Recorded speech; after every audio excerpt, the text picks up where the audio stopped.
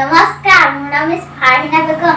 মই এটি বিহু নৃত্য কৰিব লৈছোঁ। যদি নৃত্যটো ভাল লাগে লাইক কৰিব।